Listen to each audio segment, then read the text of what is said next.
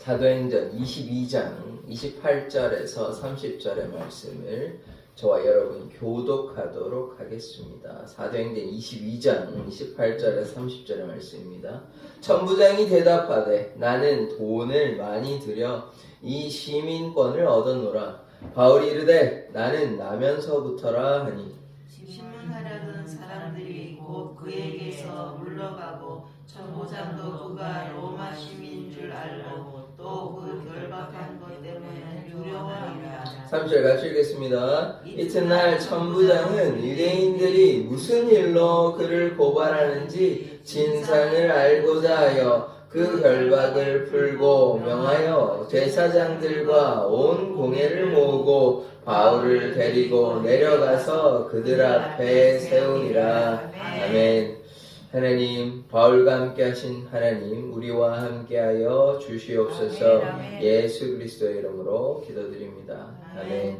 이 바울이 사도행전 22장에서 계속해서 자기가 어떻게 예수를 믿게 되었는지 상세하게 설명하고 있습니다. 근데 그 얘기를 잠잠하게 듣던 유대인들은 계속해서 예수 얘기하고 자기가 회심한 얘기하니까 들어줄 수 없는 것입니다. 그래서 티끌을 던지면서 바울을 없애려고 살려둘 자가 아니다 이렇게 이야기하여서 폭동이 좀 일어날 조짐이 보이게 되는 것입니다. 그런데 천부장이 가만히 볼 수 없죠. 그래서 개입을 해가지고 이 사람을 좀 때려가지고 채찍질을 해가지고 신문을 해봐라. 이 지금 왜 이런 난리가 났는지 좀 알아보라고 하는데 바울이 자기가 로마 시민이라고 이제 밝힙니다. 그러니까 매를 당연히 맞으면 안 되죠. 매를 맞으면 안 되고 또 감옥에 갇혀도 안 되고 적법한 절차를 거쳐야 하는 것입니다. 그래서 바울이 지금 자기의 이제 로마 시민권자임을 밝힘으로써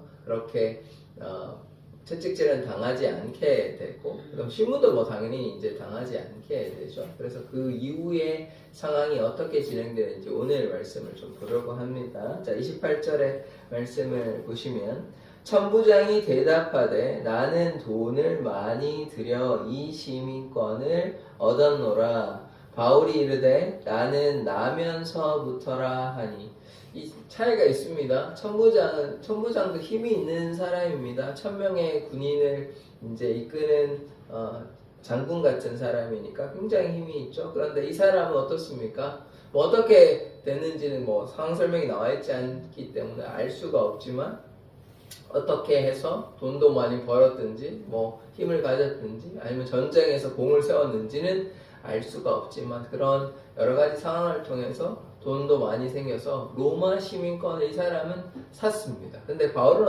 어떻습니까? 태어나면서부터 로마 시민권자예요. 그러니까 로마 시민권자의 입장에서만 보면 바울이 더 나은 사람인 것입니다. 이 사람은 나중에 후대에 돈으로 시민권을 산 사람이지만 이 사람은 원래부터 태어나면서부터 로마 시민권자이니까요. 로마 시민권자가 더 이제 그 바울이 더 이제 힘을 가진 사람이라 이렇게 볼 수 있는 것이죠. 그러나 뭐 로마 시민권자랑 같은 권리를 가지고 있는 사람이긴 합니다. 그러나 출신 성분이 다른 것이죠. 시민권자를 가지고 태어난 사람과 나중에 획득한 사람의 차이는 물론 권리는 같습니다만 이 사람이 더 나은 사람, 바울이 더 나은 사람이라고 이렇게 이해할 수 있는 것입니다.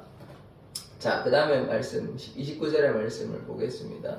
신문하려던 사람들이 곧 그에게서 물러가고 천부장도 그가 로마 시민인 줄 알고 또 그 결박한 것 때문에 두려워하니라. 지금 신문하려 했잖아요. 채찍질하고. 근데 백부장도 막 쇠사슬로 맸잖아요. 그래서 이거 지금 로마 시민권자를 그냥 말도 없이 그냥 아무 말도 안 하고 이렇게 했는데 괜찮을까? 근데 별일이 생기지는 않았습니다. 이런 것에 대해서 좀 두려워하는데요. 바울이 나중에 보겠지만 로마 시민권자를 밝힌 이유는 물론 뭐 매를 맞는 것도 피하기 위한 것도 있겠지만 신문을 나와 채찍질하는 것. 그런데 그것보다는 결국은 나중에 23장에 나오는데 로마 황제한테 갑니다.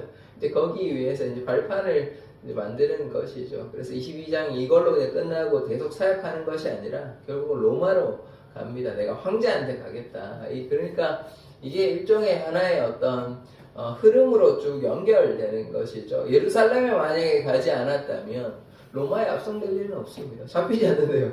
그러니까 자기가 의도적으로 가지 않는 이상 로마에 갈 일은 없는 것입니다. 그래서 로마에 가서 이제 황제한테도 얘기를 하고, 그래서 이 바울이 로마에 가려고 한 이유는 또 무엇이냐? 복음을 증거하고자 하는 것입니다. 이제 복음을 증거하려고 로마 황제에서도 또 로마 교회에서 그렇게 가려고 그렇게 하는 것입니다.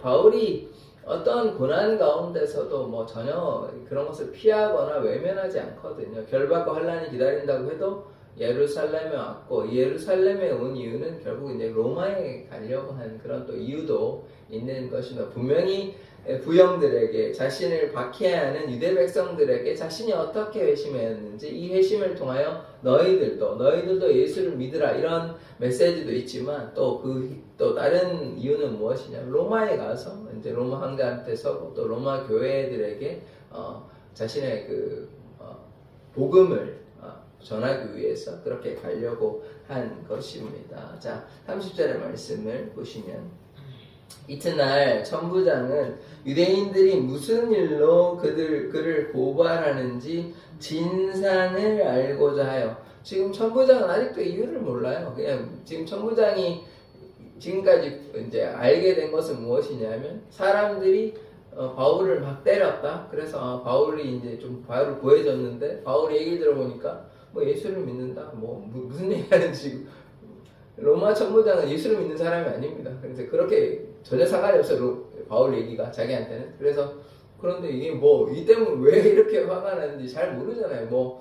로마 천부장이 율법에 대해서 알면 얼마나 알겠습니까? 그러니까 이런 상황을 전혀 모르니까 왜 유대 백성들은 이 바울에 대해서 화가 났는지 이 진상을 좀 알기를 원해요. 그래가지고 이제 채찍질 하려고 그랬는데 로마 시민권자라면 때리면 안 되잖아요. 이제 그렇게 되니까 이제 공회를 불러서 이제 이 문제를 해결하고자 합니다. 그 결박을 풀고 명하여 제사장들과 온 공회를 모으고 바울을 데리고 내려가서 그들 앞에 세우니라. 이제 이 사건의 원인, 이 왜 사람들이 이렇게 바울을 죽이려고 하는지 이거 지금 알 수가 없잖아요. 천부장 입장에서는 왜 이 사람들이 화가 나는지는 잘 모르니까, 그러면 안 되겠다. 공회가 뭐냐면 최고 의결 기구입니다. 의대 자치 기구인데 71명의 사람이 있습니다. 그 중에 출신 성물을 얘기한 바리새인도 있고 사두개인도 있고, 사두개인이라면 제사장 이런 사람들을 사두개인이라 하고요. 바리새인은 뭐냐면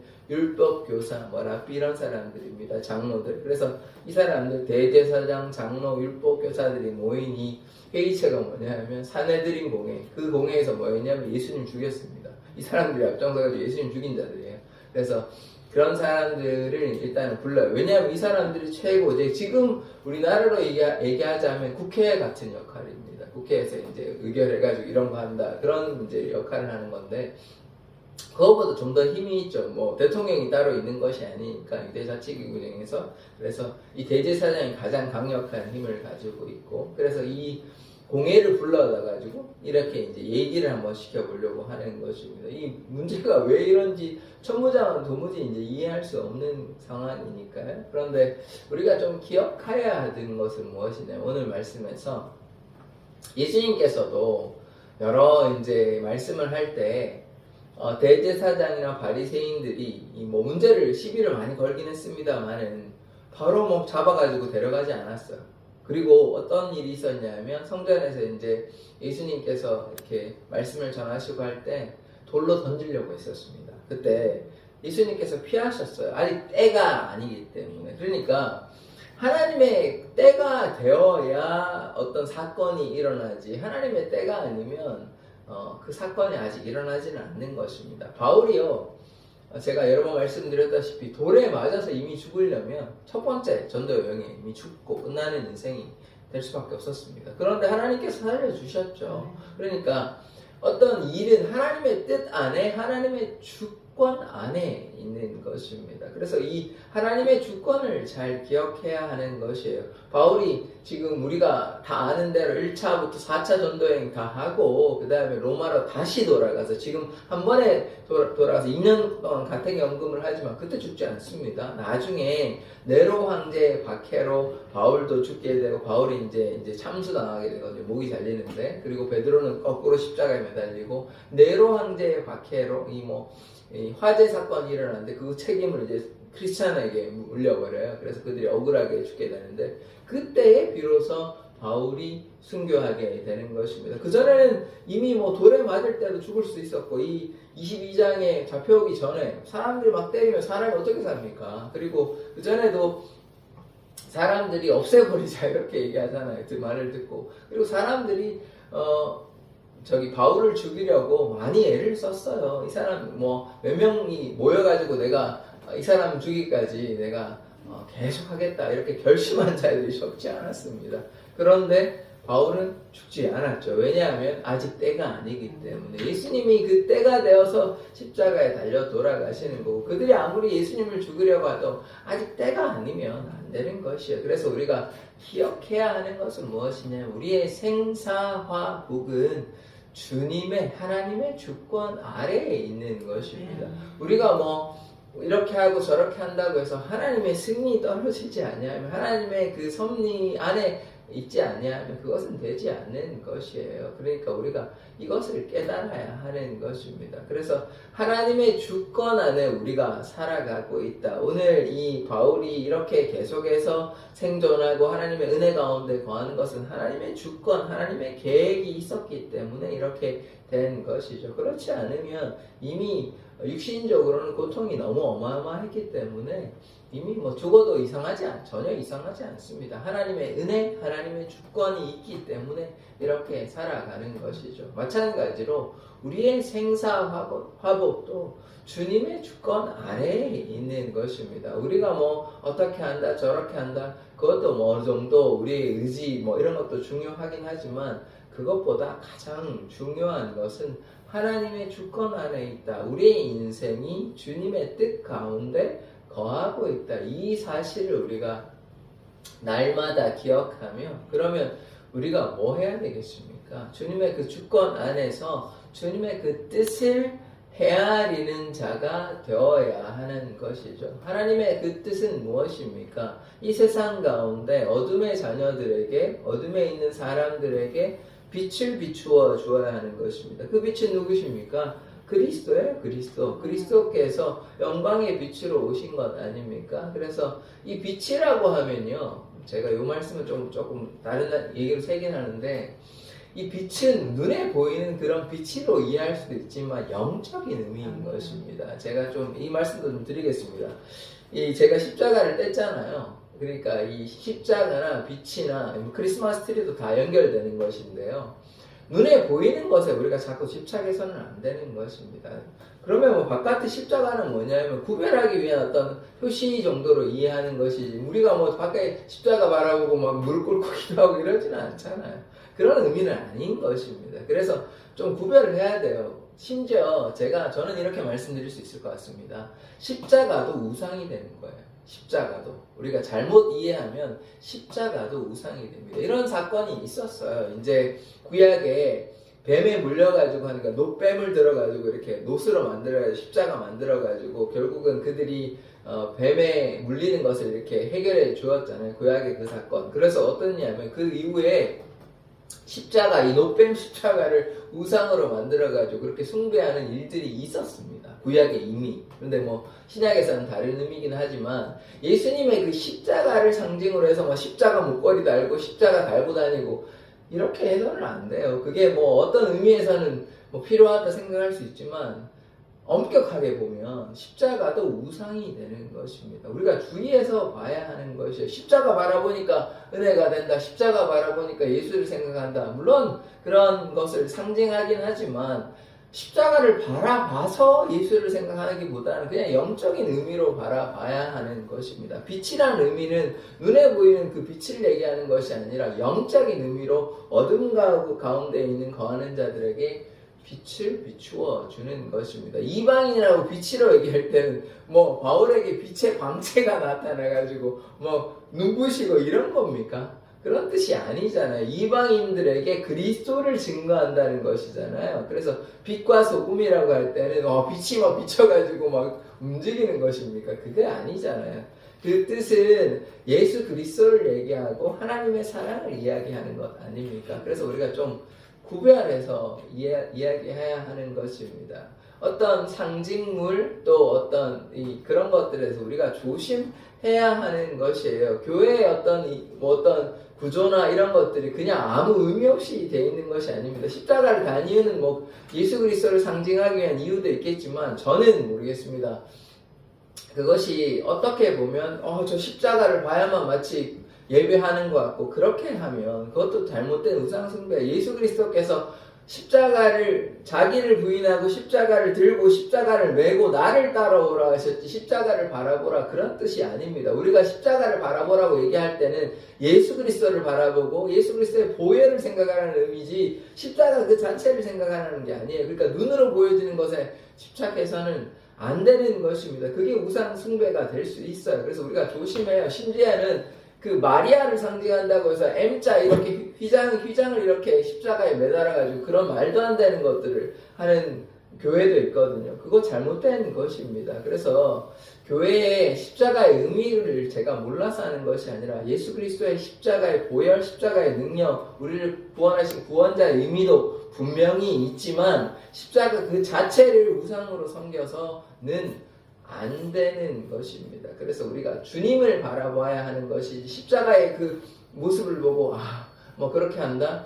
저는 뭐 동의할 수 없습니다. 그게 성경적이냐? 저는 그렇지 않다고 생각합니다. 그래서 그 십자가의 의미를 한번 잘 생각해 보시고 그래서 이 바울이 이방인의 빛으로 그리스도를 드러내기 위해서 이러한 사역을 감당하였기 때문에 우리가 그리스도를 향해서 믿음으로 나아가는 자가 되어야 하는 것입니다. 틀이 말씀을 드리면 이것도 이게 뭐 성경에 나오지 않습니다.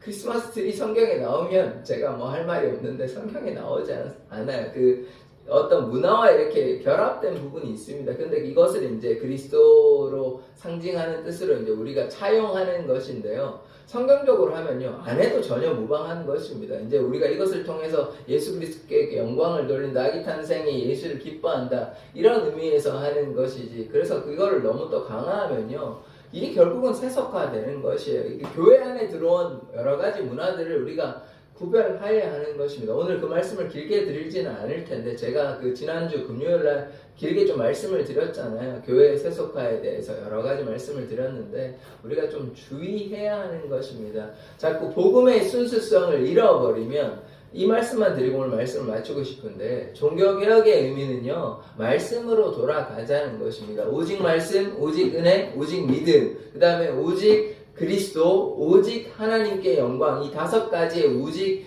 이 말씀, 교리를 가지고 개혁하였어요. 그러면 우리가 오직 말씀으로, 오직 은혜로 나아가야 하는 것이죠. 자꾸 상징되는 뭐 성모 마리아니, 성상이니, 성물이니, 이런 예식이니, 전통이니, 뭐 교황이니 이런 거를 자꾸 따라가면 거기에 진정한 복음이 있습니까? 그리고 복음과 카톨릭은요, 잘못된 것이 너무나 많아요. 예수님만 믿으면 너무나 좋은데 예수님을 믿으면서도 마리아를 왜 높입니까? 인간에 불과한 마리아를 왜 성모 마리아고 그냥 예수님의 어머니가 존재가 아니라 무슨 하나님의 어머니니 말도 안 되는 얘기를 많이 하고 성모 마리아상 막 세우잖아요. 그거 우상 아닙니까? 성경적으로 봤을 때. 그러니까 잘 구분해야 돼요. 그런데 이거를 넘어서 가지고 뭐 같은 뿌리니까 가톨릭도 좋고 그냥 교회도 좋고 다 혼합해서 섞여버리면 이게 변질이라니까요. 이게 변질. 그러면 개혁한 이유가 뭐가 있어요? 그냥 다시 돌아가면 되지. 다시 원래대로 하는 대로 하고 전통 중시하고 가운 입고 뭐 지금 가톨릭 하듯이 그대로 그냥 그렇게 하면 돼요. 근데 그렇게 안 하려고 지금 1517년에 종교개혁을 했단 말이야. 500년이 되었는데 그러면 우리가 말씀 중심으로 해야 하는 것 아닙니까? 그래서 우리가 이 바울이 극도로 거부하려고 했던 것이 타협하지 않은 것이고 거짓 교사들 잘못된 다른 복음을 전하면 저주를 받을지어다 이런 얘기까지 바울이 이야기합니다. 그래서 예수 그리스도께서 무엇을 이야기하셨는 것인지, 성탄의 의미는 무엇인지, 교회의 공동체는 무엇인지, 그리고 바울이 왜 이것들을 위해서 자신의 삶을 내어놓고 이렇게 열심을 내어 복음을 전하는지 우리가 생각해 본다면 교회의 참된 의미는 예수 그리스도를 따라가는 것입니다. 예수 그리스도를 따라가고 또 우리의 모든 삶이 하나님의 주권 아래에 있다는 이 사실을 기억하고 세상과 타협해서는 안 돼요. 자꾸 하나씩 내어두다 보면 그러다 보니까 교회에 뭐 문화센터, 카페, 체육시설, 오락시설 온갖 것들이 다 들어와 있지 않습니까? 제가 뭐 이거 길게는 얘기하지 않을 텐데 그래서 우리가 하나님의 그 뜻이 무엇인지 한번 살펴보아야 하는 것입니다. 예수 그리스도께서는요 절대로 타협을 우리에게 원하시지 않았습니다. 세상과 구별되는 빛과 소금, 그리스도의 편지, 그리스도의 향기로 구별된 삶을 살아가기를 원하셨지 그냥 적당히 이것도 좋고 저것도 좋다고 얘기하지 않으셨어요.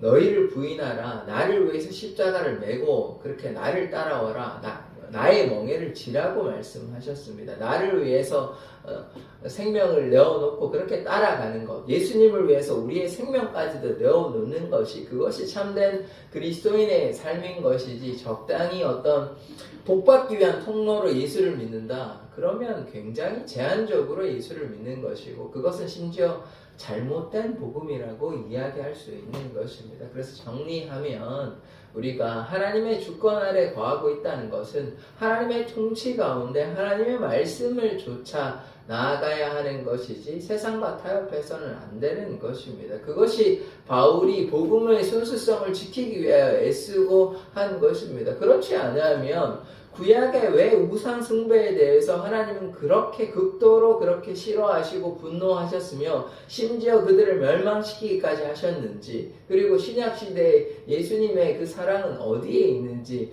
진리 가운데 거하는 것이 우리가 하나님을 쫓아가는 것 아닙니까? 오직 예수를 바라보는 것 아니에요? 그래서 우리가 진리 가운데 거하며 주님만을 향해서 나아가기를 원합니다. 그것이 우리가 그리스도인으로서 살아가는 이유인 것입니다. 절대로 저도 뭐 때로 넘어질 때도 있고 연약한 점이 너무나 많이 있지만 그렇다고 해서 이것도 괜찮고 저것도 괜찮다라고 타협적인 그런 신앙을 가져서는 안 되는 것입니다. 복음의 순수성을 지켜야 돼요. 뭐 실수할 수 있고 넘어질 수 있고 죄를 범할 수 있습니다. 그럴 때 뭐 해야 되냐면 하나님 용서해달라, 나의 연약함을 도와달라고 주님께 나아가는 그런 모습이 필요한 것이지. 뭐 다 그런데 교회가 그런 것이지 뭐 교회에서 그런 거 가지고 뭐 자꾸 이렇게 얘기하냐면요, 결국은 그렇게 되면 교회의 순수성을 잃어버리게 되고 그것이 변질된 복음, 거짓된 복음을 쫓아가는 것이에요. 그래서 하나님을 향해 나아갈 때는 오직 하나님의 말씀 가운데 거해야 하는 것입니다. 좌로도 치우치지 아니하고 우로도 치우치면 안 되는 것이에요. 바울이 오직 주님만을 향해 나아간 것 아닙니까? 12사도가 한 사람 빼고 다 순교한 이유가 무엇이겠습니까? 안락한 일생을 살아가는 것이 아니에요. 교회의 존재 이유는 세상의 빛과 소금의 역할인 것이지 그냥 우리의 평안을 위해서 우리의 그냥 삶의 어떤 성공이나 어떤 복을 받기 위해서 한다 그러면 굉장히 잘못된 세상의 종교와 전혀 다르지 않습니다. 그렇지 않죠. 그렇지 않다니까요. 예수를 따라가기 위해 존재하는 것이 무엇입니까? 그것이 교회예요. 그냥 세상의 종교, 복받는 종교, 그냥 복을 빌면 뭐 복받는 종교다 얘기하면 기독교가 무슨 복받는 종교입니까? 아니에요. 그렇지 않아요. 예수를 믿으면 하나님께서 우리의 인생을 책임져 주신다는 것과 예수를 믿으니 복을 받는다는 것 전혀 다른 이야기입니다. 그래서 우리가 주의해서 이야기해야 되는 것입니다. 그리고 가장 중요한 복은 뭐예요? 성경에서 말하고 있는 가장 중요한 핵심되는 복은 세상의 성공이 아닙니다. 예수 그리스도를 믿어서 구원받는 것이 가장 중요한 복이에요. 그 말씀 여러 가지 제가 많이 말씀드렸잖아요. 세상을 다 얻는다고 해도 영혼을 잃어버리면 무슨 소용이 있냐고 그렇게 예수께서 말씀하셨습니다. 그래서 우리가 세상의 성공, 세상의 복을 쫓아가는 것이 아니라 예수 그리스도만 증거하기를 원합니다. 성탄절의 의미는 거기에 있는 거예요. 예수만 따라가고 예수만 증거하자, 예수를 위해 살아가자. 만유가 무엇을 위해 존재한다 그랬습니까? 하나님을 위해서 존재한다고 얘기했습니다. 인간이 존재하는 것은 하나님을 위해 존재하는 거예요. 하나님께 영광 돌리기 위한 것이에요. 그런데 그 길이 무엇입니까? 예수를 드러내는 것이 하나님을 높여드리는 것 아닙니까? 왜냐하면 예수께서 하나님 되시는 것 아닙니까? 하나님께서 인간으로 오신 것이 예수 그리스도란 말입니다. 그래서 예수를 높여드리는 것이 하나님을 높여드리는 것이고, 만유가 존재하는 것이 예수께 영광, 하나님께 영광 돌리기 위해서 우리가 존재한다면 이 땅에 우리의 존재 이유가 거기에 있다는 것입니다. 그래서 그 사실을 우리가 믿고 깨닫는다면 그 길로 나아가야 하는 것이지, 그냥 교회는 그냥 예배 가운데만 있고 세상 사람들이 있을 때는 또 세상 사람들과 똑같이 살아간다면 이거는 잘못된 것 아닙니까? 그래서 우리가 성탄절의 의미, 교회의 의미, 또 하나님의 주권을 우리가 생각해 본다면 우리가 참된 그리스도인으로서 세상과 타협하지 아니하고 주의 말씀 가운데 복음을 증거하는 예수의 증인된 삶을 살아야 하는 것입니다. 그것을 위해서 바울은 헌신한 삶을 살았던 것입니다. 그렇지 아니하였다면 결박과 환난이 기다리고 온갖 고난과 고통, 억울한 일, 마음의 고통, 사람들과의 관계 어려움, 교회를 세운다는 것이 얼마나 힘든 일이었는지 모릅니다. 그러나 그것을 다 감당한 것이에요. 왜냐하면 나는 죽고 그리스도만 드러내는 삶을 살아가기 위한 것입니다. 그런데 지금 우리의 모습은 과연 그러한지 한번 점검해 볼 필요가 있는 것입니다. 교회의 의미는 초대 교회와 같이 예수를 드러내고 예수 공동체가 되어야 되지, 교회 건물을 막 세워가지고 하고 이런 거는 중세 대성당 아닙니까? 그래서 우리가 한번 생각해 보시자고요. 교회의 참된 의미가 무엇인지, 자꾸 양적으로 성장되어서 한 교회가 너무 비대해지는 것, 이것이 정말 하나님께서 기뻐하시는 일인지 성경적으로 우리가 한번 고민해 보자고요. 그래서 우리가 어떤 기준이 되는 것은 목사님의 말도 아닙니다. 설교자의 말도 아니에요. 오직 말씀, 설교자도 말씀 중심으로 하지 않으면 안 돼요. 설교자의 개인적인 생각을 자꾸 얘기해서는 안 돼요. 말씀 중심으로, 말씀이 결국 무엇을 얘기하고 있는가. 제가 이런 얘기를 계속 하는 것은 말씀에 비춰보니 전통은 뭐 거대해졌어요. 중세교회까지 이미 크고 뭐 교황도 있습니다. 그런데 그거는 교회의 전통인 것이지 하나님의 말씀에는 그렇지 않아요. 그럼 제가 무엇을 가지고 판단해야 되겠습니까? 전통은 이러하니까 이것을 받아들여야 되겠다. 그러면 종교개혁을 왜 했냐고요. 우리가 한번 고민해 보시자고요.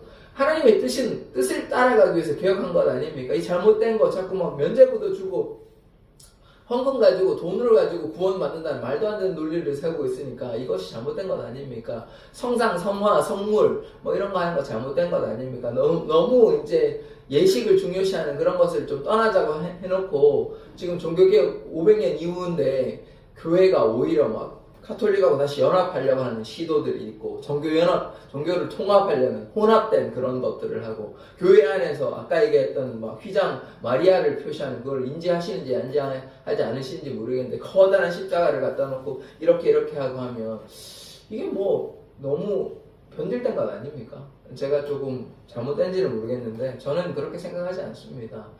오직 복음을 위해서 오직 말씀, 오직 그리스도예요. 그것이 개혁의 의미고 그것이 하나님을 따라가는 복음의 순수성을 지키려는 그들의 생각이고 우리도 그렇게 해야 되는 것이 초대교회와 같은 그런 모습을 유지하려고 하는 모습입니다. 그것이 우리의 몸부림인 줄 믿습니다. 그렇다면 어떻게 해야 돼요?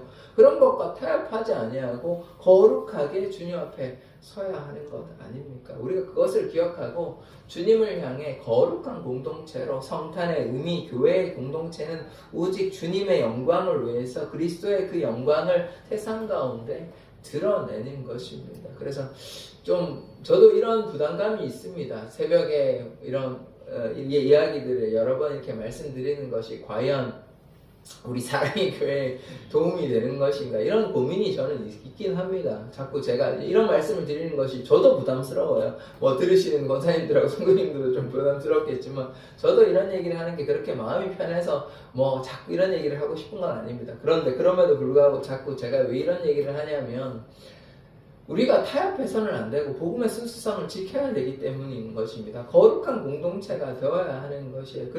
그러다 보니까 그러면 제가 이런 이야기를 하지 아니하고 그냥 여러분 하나님이 사랑하십니다. 힘내십시오. 하나님께서 두려워하지 말라 도와주십니다. 이런 얘기만을 제가 할 수가 없는 것이에요. 잘못된 것에 대해서 침묵하지 않아야 하는 것입니다. 잘못된 것은 잘못됐다고 이야기해야 돼요. 예수님께서 고아와 과부와 나그네 병 걸린 자, 귀신 들린 자만 고쳐주신 것 아닙니다. 예수님 말씀을 복음서를 통해서 한번 살펴보십시오. 거짓과 타협하지 않았어요. 불의와 타협하지 않았습니다. 잘못된 것에서 잘못됐다고 분명히 이야기하셨어요. 말로만 하신 것이 아니라 행동도 하셨습니다. 성전을 정화하신 것이에요. 그래서 예수 그리스도의 그 삶을 우리가 쭉 지켜보고 예수님께서 어떠한 말씀을 하셨고 어떠한 행동을 하셨는지 우리가 돌이켜본다면 잘못된 것에 대해서 침묵해서는 안 되는 것입니다. 그렇기 때문에 우리가 예수님을 따라간다면 그냥 힘내시라 하나님이 사랑하신다 이렇게만 해서는 되는 것이 아니에요. 그것도 예수님의 사랑 맞습니다. 그런데 거기에만 있는 것이 아니에요. 거짓되고 잘못된 복음에 대해서 타협하거나 변질되지 않게 그들을 따라가는 것이 아니라 오직 주님만을 향해서 나아가는 그런 복음의 공동체가 된다면 우리가 이러한 말씀에 대해서도 우리가 주의하여서 주님의 그 말씀 따라 살아가야 하는 것이죠. 그렇지 아니하면 그냥 오로지 우리의 인생에서 잘되고 어떻게 복받고 우리의 문제를 해결해 주시는 그런 요술쟁이 램프 그런 지니와 같은 하나님밖에 남지 않아요. 그런데 그렇지 않습니다. 하나님께서 우리에게 요구하시는 것은 하나님을 위해서 우리가 존재한다고 얘기했잖아요. 우리를 위해서 하나님이 존재하시지 않아요. 이거 잘못된 생각인 것입니다. 그래서 우리가 그것을 잘 깨닫고 그러나 우리가 하나님의 자녀가 된다 또 하나님의 백성이 된다 이것이 큰 은혜인 것이지 그러한 관점으로 바라봐야 하는 것이지 자꾸 그냥 하나님께서 우리는 존귀한 존재고 하나님께서 우리를 사랑하시니 하나님께서 우리의 문제를 해결해 주신다고만 생각하면 성경이 그냥 반쪽 혹은 굉장히 일부만을 취해가지고 기독교를 그냥 복받는 기복신앙으로 전락시키는 것이에요. 그런데 전혀 그렇지 않습니다. 성경이 이야기하는 것은 그렇지 않아요. 하나님을 위해서 예수님을 위해서 생명을 내려놓을 때 오히려 구원받는다 이렇게 말씀하고 있습니다. 나를 위해서 생명을 내려놓는 자가 오히려 얻는다고 얘기하시는데 그러면 성경의 정신은 예수님의 말씀은 하나님의 진리는 어디에 있는지 우리가 생각해 보시자고요. 그런데 그런 얘기를 그냥 눈 감고 그냥 어떤 목회자처럼 어떤 설교자처럼 여러분 하나님 사랑하십니다. 늘 하나님 돌보아 주십니다. 좌절하지 마십시오. 이런 얘기만 해서는 안 되는 것이죠. 예수님의 십자가의 보혈, 십자가 희생은 우리를 위한 것이지만 그럼 우리는 거기에 따라서 우리도 우리의 삶을 내려놓고 십자가 지고 나가야 되는 것 아닙니까? 나를 위해서 예수님이 존재하고 나를 위해서 하나님이 존재하시는 거기에만 있습니까? 안 되는 것 아닙니까? 그래서 제가 수요일마다 이렇게 좀 짧게 하고 끝내려고 하는데 하여튼 얘기하다 보면 이렇게 길어지는데 하여튼 그 하나님의 주권 아래 우리가 있고 주권 아래 있다는 것은 그 하나님의 뜻 가운데 거하고 주님 말씀 따라 살아가자는 것이지 주권 아래 있다는 그 사실을 깨닫지 못한 채 그냥 나를 위해서 주님이 존재한다 그냥 나는 적당히 이렇게 해도 된다 이렇게 해서는 안 되는 것입니다. 주권 아래 있다는 것은 우리가 하나님의 백성이라는 것은 하나님의 말씀을 따라간다는 뜻이에요. 우리가 한국인이라고 얘기하면 우리 한국인의 정체성도 있지만 한국인의 질서를 우리가 따라간다는 것입니다. 우리가 어른들을 공경하고 한국의 문화와 전통을 우리가 지키잖아요. 우리가 알게 모르게 다 지킵니다. 우리가 이렇게 하나씩 다 따져보면 우리 김치 누가 김치 욕하고 태권도 욕하고 한국의 전통의 문화에 대해서 욕하면 우리 기분 되게 나쁘고 화나거든요. 왜냐하면 우리가 한국이라는 그것이 있기 때문입니다. 지금 이 얘기를 왜 하냐면 한국인이라면 한국인의 질서를 지키잖아요. 하나님의 백성은 하나님의 질서를 지키는 사람이에요. 하나님의 주권 아래 있다는 것은 하나님의 질서 가운데 거하는 것입니다. 그런데 그 질서를 떠나가지고 자기의 욕심대로 자기의 마음대로 살아간다는 것은 하나님의 백성은 아니죠. 나라에 거하는 백성은 의무가 있는 것 아닙니까? 국방의 의무, 납세의 의무, 교육의 의무 이런 의무가 있잖아요. 그 의무를 우리가 지키는 거예요. 하나님의 나라의 백성, 천국 시민권을 가지고 있는 사람들은 그 하나님의 나라의 그 방식대로 살아가는 것입니다. 그래서 우리가 하나님의 뜻 가운데 거하기를 원합니다. 그리하면 하나님께서 우리의 삶을 인도하여 주시는 것입니다. 그리할 때 하나님의 역사가 나타나지, 우리가 하나님의 주권을 인정하지 아니하고 하나님의 뜻 가운데 거하지 않고 이것도 좋다 저것도 좋다 적당히 이렇게 혼합해서 하면요, 그것은 하나님의 역사라고 볼 수 없고 하나님의 뜻 가운데 거하는 자 되어야 하는 것입니다. 그것이 바울이나 12사도가 혹은 하나님의 사람들이 자신의 생명을 내어 던지고 주님을 향해 나아갔던 삶입니다. 노아의 삶, 다니엘의 삶, 이런 삶들을 보십시오. 다윗의 삶을 보십시오. 오직 하나님을 향해서 자기가 어떤 고통이 있어도 순종하고 나아갔던 것 아닙니까? 그래서 그런 삶을 우리가 본다면 주님만을 향해 나아가기를 원합니다. 그것이 이 땅 가운데 우리에게 맡겨주신 하나님의 뜻인 것입니다. 그것이 주권 안에 거하는 하나님의 백성의 모습인 것이지, 그렇지 아니하면 하나님의 백성은 아닌 것이죠. 그냥 나의 뜻과 나의 생각을 위해서 나아가는 세상 사람들과 전혀 다를 바 없는 모습인 것입니다. 그래서 우리가 하나님의 주권을 인정한다면 하나님의 뜻 가운데 거하고 하나님의 말씀에 순종하는 그런 인생 되기를 원합니다. 기도하겠습니다. 하나님, 바울이 고난과 역경 가운데서도 좌절하지 아니하며 오직 주를 향해 주님만 드러내는 삶을 살아갔습니다. 하나님, 우리는 어떠한 삶을 살아가야 합니까? 오직 주의 말씀 가운데 거하며 하나님의 주권 가운데 생사와 복을 주관하시는 그 주님의 뜻 가운데 거하는 인생 되게 하여 주시옵소서. 예수 그리스도의 이름으로 기도드립니다. 아멘.